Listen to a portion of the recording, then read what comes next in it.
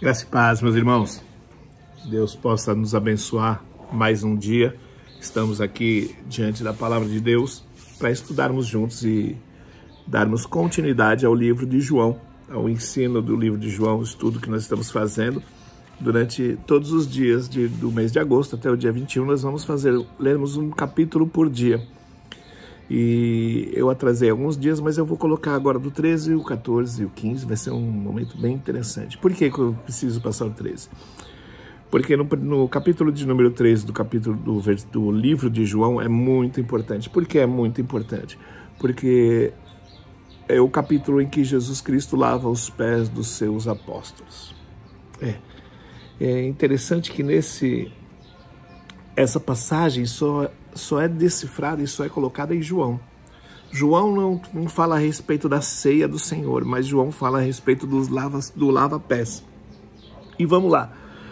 No capítulo 13, do versículo de número 5, eu acentuo o versículo que diz: em seguida pôs água numa bacia e começou a lavar os pés dos discípulos e a enxugá-los com a toalha. Algo me chama a atenção, porque nós, como cristãos, nós sempre temos o evangeliquez, né? E às vezes nós não lemos a palavra e aprendemos somente pelo aquilo que passam para a gente. Quando a gente fala que Pedro, assim que Jesus Cristo começou a lavar os pés, Pedro viu que ia lavar os pés dele, já levantou e falou: não, Senhor, não vai lavar meus pés. Mas Jesus já estava lavando os pés. Em seguida, depois da água, e começou a lavar os pés. Aí, quando chegou perto de Simão Pedro, então Simão Pedro não foi o primeiro a lavar os pés. Simão Pedro foi o único a ter aquela reação de quê? De que ele não poderia ter os pés lavados. Por quê?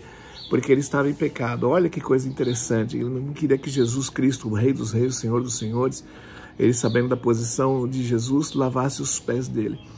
Mas Jesus lavou o pé de um por um. E aí eu fico me pensando, será que Judas não foi um dos primeiros que Jesus Cristo lavou o pé, ou foi um dos últimos? Mas Jesus, sendo onisciente, onipotente, onipresente, ele sabe exatamente o que nós estamos pensando. E ele sabia o que Judas pensava. Imagina ele lavando os pés de Judas e lendo os pensamentos de Judas. Irmãos, é só Deus e só Jesus Cristo. Isso é o amor incondicional que Jesus tem por todos os seus. E aí depois de lavar os pés, Jesus aponta o traidor, do versículo 21 até o versículo de número 30. Que ele diz: em verdade, eu afirmo a vocês que um de vocês vai me trair. Preste atenção que eles estavam ceando, a última ceia de Jesus. Eles estavam ceando e tem muitas igrejas que retiram a ceia das pessoas que não são membros da igreja. Tem pessoas que retiram a ceia de pessoas que não foram batizadas. Tem pessoas que retiram as ceias das suas doutrinas e modos e costumes humanos.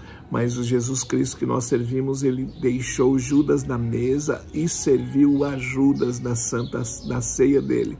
Na última ceia que ele teve, ele serviu até o traidor. Na última ceia que ele teve, ele lavou os pés do traidor. Então, qual o embasamento que igrejas têm biblicamente para que as pessoas não tomem a ceia? Meio esquisito isso, né?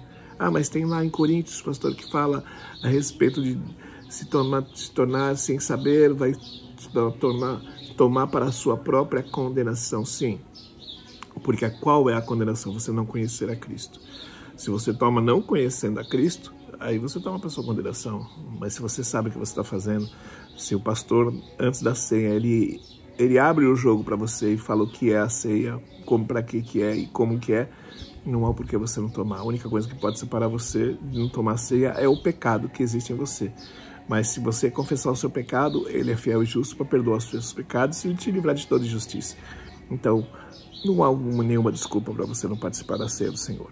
Porque irmãos, se Judas participou, quem é você para não poder participar? Mas vamos lá. Aí Jesus falou que um deles iria trair. E no versículo 24...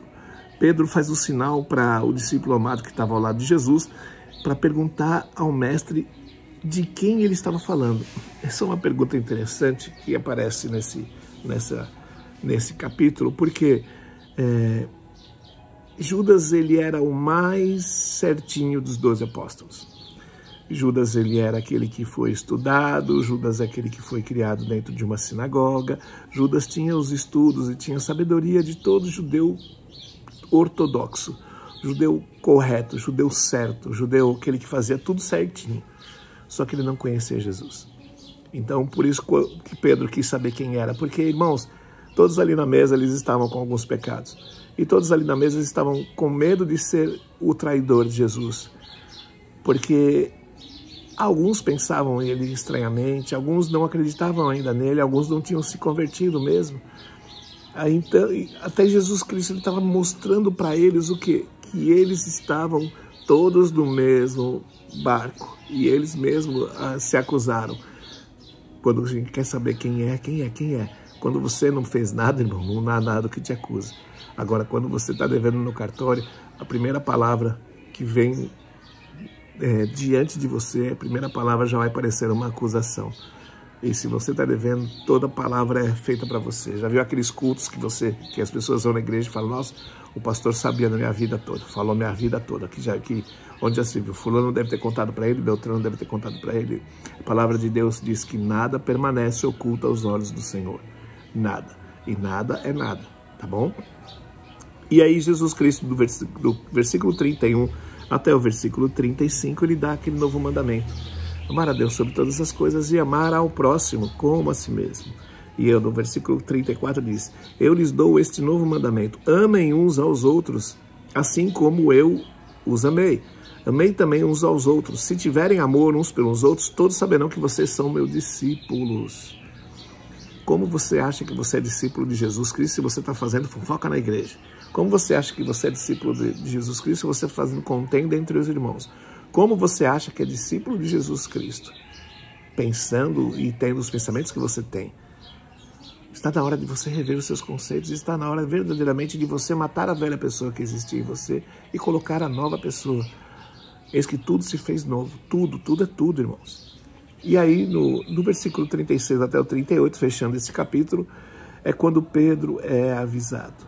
Porque Jesus Cristo diz, você não pode ir agora para onde eu vou. Um dia você vai poder me seguir.